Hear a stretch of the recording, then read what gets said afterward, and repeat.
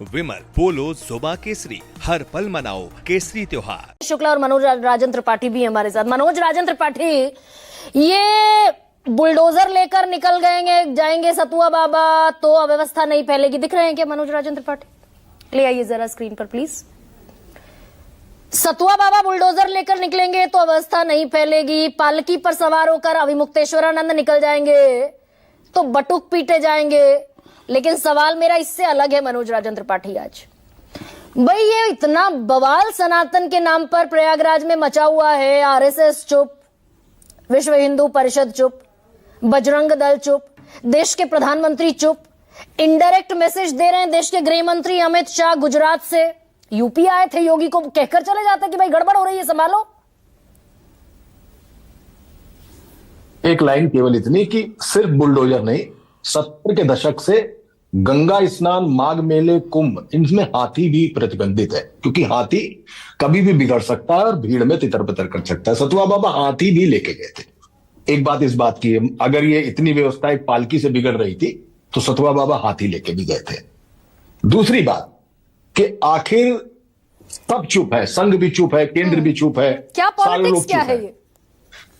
तो बाकी शंकराचार्य जितने चारों थे वो तो चुप नहीं थे।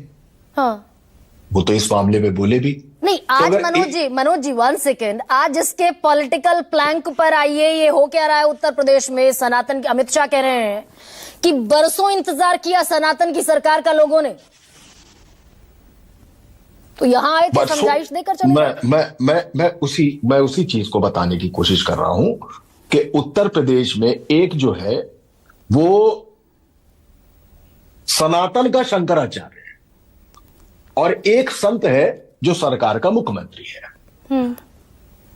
भले ही आप केंद्र की तरफ देख लीजिए लोकसभा चुनाव के बाद, तो केंद्र लोकसभा चुनाव के बाद, मतलब बहुत बड़ी बात कहता हूं कि अयोध्या तक हारने के बाद वो लोग आए इस मुद्दे पर कि अब बात सिर्फ हिंदू से नहीं चलेगी, हिंदुत्व से नहीं चलेगी, बात अब चलानी पड़ेगी पिछड़ों और दलितों से भी।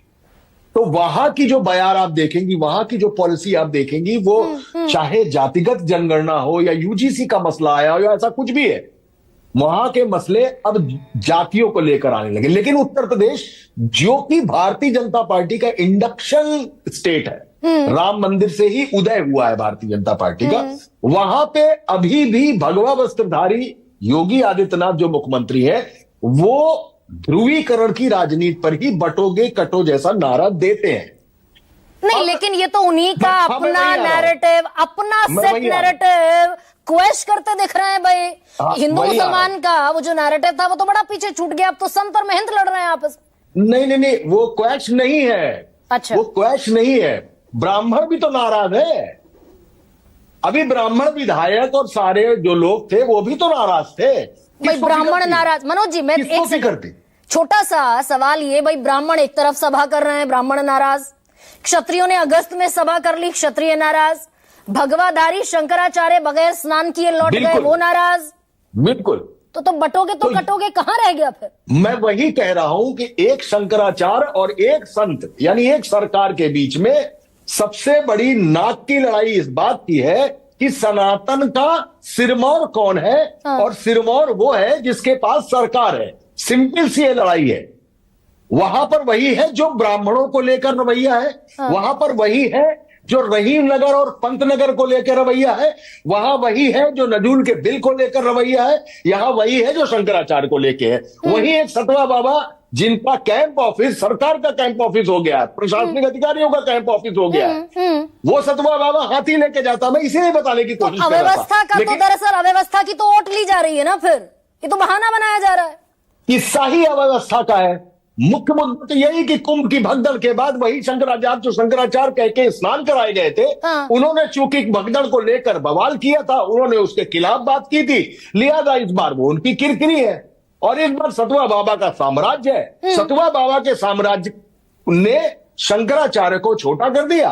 और बात अगर इस बात की है कि कोर्ट में अभी शंकराचार्य और पट्टाभिषेक, तो कोर्ट में 206 साल राम मंदिर का मुकदमा भी लड़ा गया था। हाँ। और राम को खुद 206 साल में यह साबित करना पड़ा कि वो जो जन्मभूमि है वो मेरी जन्मभूमि है। तो कोर्ट में किसी मसले के चले जाने से किसी सनातन पर या किसी शंकराचार्य पर प्रश्न नहीं लग जाता तब तक, जब तक कि कोर्ट डिसाइड नहीं कर दे। नहीं, ये जो आप ये कह रहे हैं, ये सनातन को, शंकराचार्य को छोटा करने की कोशिश जानबूझकर हुई उत्तर प्रदेश में। बिल्कुल हुई है, बिल्कुल हुई है।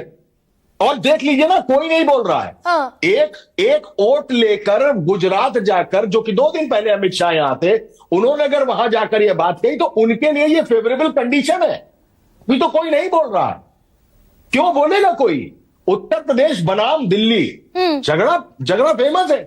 नरेंद्र मोदी के बाद मुख्यमंत्री कौन? झगड़ा फेमस है।